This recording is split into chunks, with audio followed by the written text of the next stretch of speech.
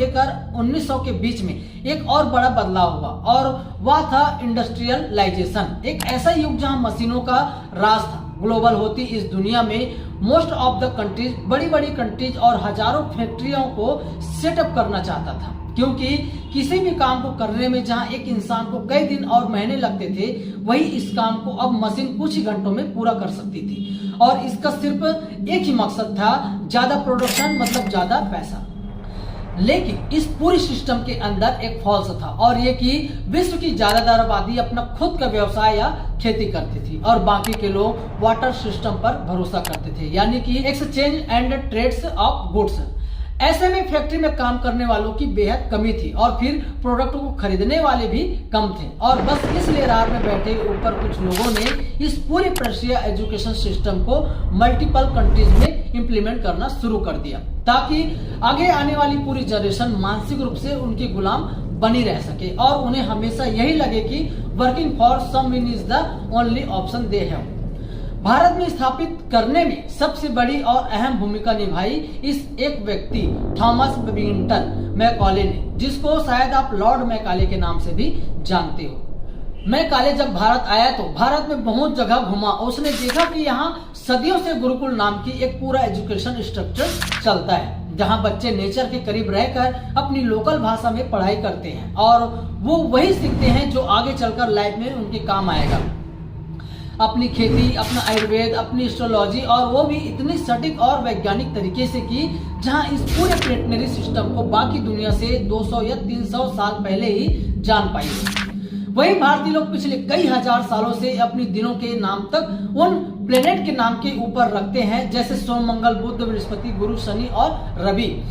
भारतीय इतने सभ्य हैं कि चाणक्य के समय से राजनीति शास्त्र पढ़ते हैं। उनके पास वेद, पुराण और काव्य, महाकाव्य है, संगीत, शैल्य चिकित्सा और यहाँ तक कि गैलेक्टिक सिस्टम की गणनाओं के लिए पूरी हिंदू पंचांग भी है। और ये सब देखने के बाद ब्रिटिश अच्छे से जानते थे कि जब तक भारत का यह पूरा गुरुकुल सिस्टम चलता रहेगा, तब तक भले ही वो कुछ समय के लिए भारत में टिक जाए, लेकिन लॉन्ग टर्म में भारत को गुलाम बनाए रखना उनके लिए मुमकिन नहीं होगा। इसलिए मैकाले के जरिए सन 1835 में पहली बार इंग्लिश एजुकेशन एक्ट ऑफ 1835 को लाया गया। भोले भाले लोगों को अंग्रेजी के जरिए आधुनिक कोट पैंट पहनने वाला और मोटर कारों में चलने वाला बनाने का लालच दिया गया। उन्हें अंग्रेजी भाषा की आधुनिकता समझाई गई। उन्हें बताया गया कि वो कितने अनपढ़ और तुच्छ हैं, क्योंकि वो इंग्लिश जैसी एडवांस भाषा को पढ़ लिख या बोल नहीं पाते और उसके लिए उन्हें बड़ी बड़ी डिग्रियां लेनी पड़ेगी। नए नए कानून लाकर गुरुकुलों की फंडिंग रोक दिया गया और उन्हें पैसे और दान के अभाव में जानबूझकर नष्ट होने दिया। और धीरे धीरे एक सरकारी दफ्तर से लेकर पुलिस और फौज में भारतीयों को नौकरियां मिलने लगी, लेकिन कभी भी उन्हें इम्पोर्टेंट पोस्ट पर नहीं रखा गया।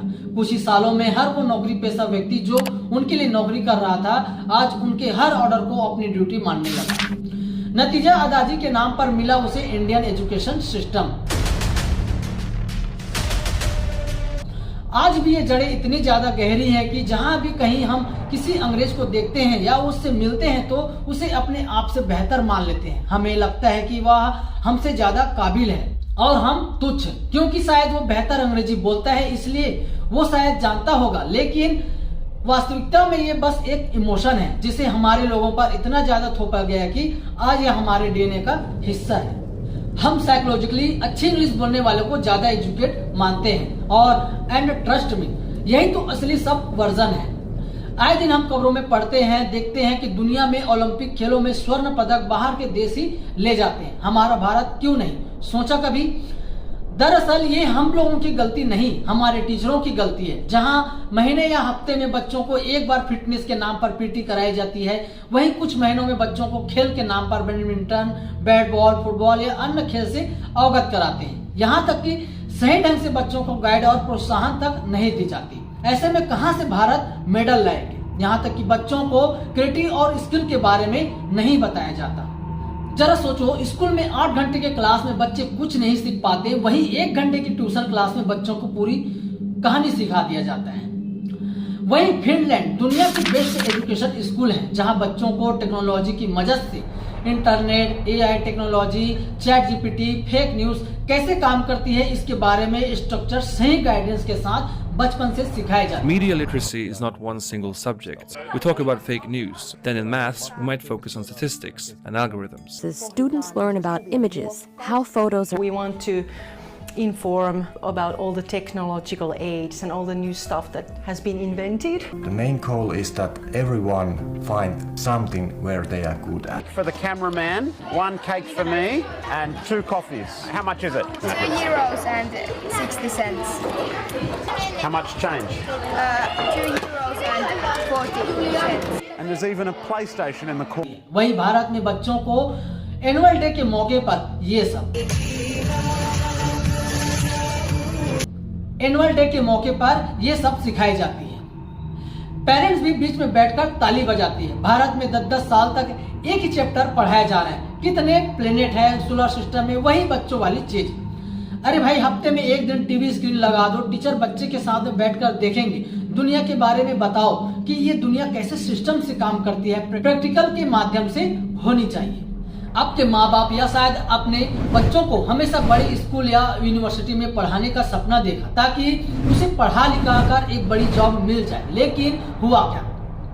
पहले तो उसकी पढ़ाई के हिसाब से उसे जॉब मिली नहीं, और फिर जब वो एक सरकारी जॉब की तरफ भागा तो वहां भी ज्यादातर उसके हाथ कुछ आया नहीं, और अगर कोई छोटी मोटी जॉब मिल भी गई तो उसने भी एक छोटी तनख्वाह से शुरुआत की, क्योंकि आपके एजुकेशन सिस्टम ने आपको इंडिपेंडेंट बनाना कभी सिखाया ही नहीं कि कैसे इस इंडस्ट्री को एक अफोर्डेबल, ओबीडिएंट और चीप एंड प्रोवाइड की जा सके। और चलिए, अपनी उम्र के कई साल रगड़ने के बाद अगर आपको किसी बड़े शहर में अच्छी नौकरी मिल भी गई तो उस शहर में रहने के लिए आपको एक छत भी चाहिए और काम पर जाने के लिए एक गाड़ी भी तो चाहिए।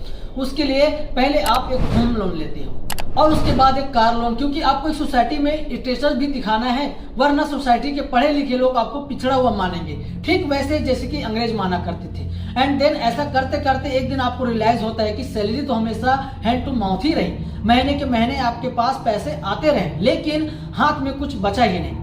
महंगे फोन, नई नई कार, कंज्यूमर गोल्ड, महंगाई और बच्चों की बढ़ती स्कूल फीस पर खर्च करते करते ये इंडस्ट्रीज तो कमा कमा कर और अमीर होती चली गई, लेकिन आप कब 50 के पार हो गए आपको पता ही नहीं चला। और जो थोड़ा बहुत सेविंग आपके पास है वो भी कहीं ना कहीं किसी बीमारी इलाज में खर्च ना हो जाए, इस डर से ना कभी आपने उसका यूज किया और ना ही अपने बच्चों को किसी क्रिएटिव या कुछ नया ट्राई करने के लिए करने दिया। और इसी वजह से आज आपका बच्चा भी इस एजुकेशन ट्रैप का हिस्सा है जिसमें कभी आप फंसे हुए थे, और फिर एक दिन आपको लगा कि यही जिंदगी है, शायद जीवन ऐसे ही जिया जाता है, लेकिन सच तो कुछ और है दोस्तों, यही आप गलत हो। इस पूरी दुनिया को आपके अलावा कोई नहीं चाहेगा कि आप कामयाब हो, आप कुछ नया करो, क्रिएटिव करो या इंडिपेंडेंट बनो या फिर अमीर हो जाओ। लाखों रुपए पढ़ाई में लगाने के बाद भी आज आप 30 से 40 हजार की एक नौकरी के लिए दर दर भटकते हो, लेकिन उसके बाद भी आज भारत में बेरोजगारी की असली तस्वीर ये है।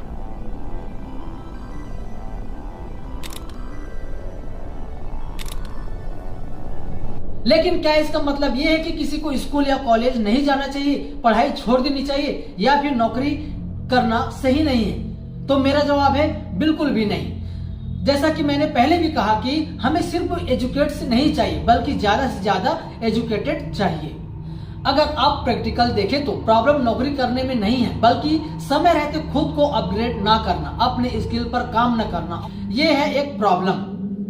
और एक बात जान लो मेरे दोस्तों, एक अच्छी हेल्दी लाइफ आपका, मेरा और हम सब का हक है। मेरा सिर्फ इतना कहना है कि हमारा फोकस इस बात पर होना चाहिए कि इस पूरे सिस्टम से हम अपने काम की क्या चीज कैसे निकाल सकते हैं और कैसे इस आर्किटेक्चर की बेसिक को पकड़कर हम इसका ज्यादा से ज्यादा इस्तेमाल करने अपने पर्सनल ग्रोथ के लिए कर सकते हैं, क्योंकि इस पूरे एजुकेशन सिस्टम की नींव बहुत पुरानी है और इसके गोल्स आज के जमाने की नीड से मैच नहीं करती।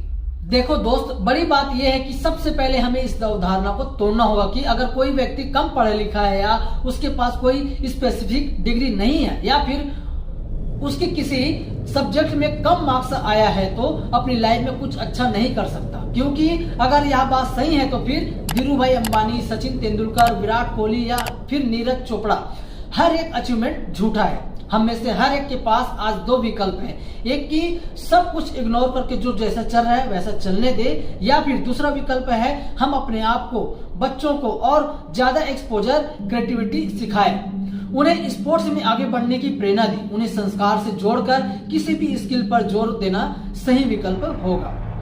उन्हें ये बताएं कि दुनिया में सिर्फ अच्छे मार्क्स लाना ही कामयाबी का अकेला पैरामीटर नहीं है। अगर आप फिजिक्स, केमिस्ट्री या मैथ्स में अच्छे नहीं हो तो भी आपके पास कोई ना कोई और स्किल जरूर होगा। जाते जाते स्टीव जॉब ने मरने से पहले एक चीज कही थी, अपने बच्चों को कुछ भले ही मत सिखाइए, लेकिन एक स्किल जरूर सिखाना, और वो स्किल है हाउ टू बी हैप्पी। और अंत में मैं आप सब लोगों से विदा लेता हूं, और आई होप कि आपको मेरा यह काम पसंद आया होगा, क्योंकि यकीन मानिए इस तरह के वीडियो को बनाने में बहुत ज्यादा मेहनत लगती है। और अगर आप अभी भी इस वीडियो के अंत तक टिके हुए हैं तो मैं उम्मीद करता हूं कि इस वीडियो को लाइक और चैनल को सब्सक्राइब जरूर करेंगे। और मैं मिलता हूं किसी नई वीडियो के साथ, तब तक के लिए हंसते रहें, मुस्कुराते रहें। Thank you so much.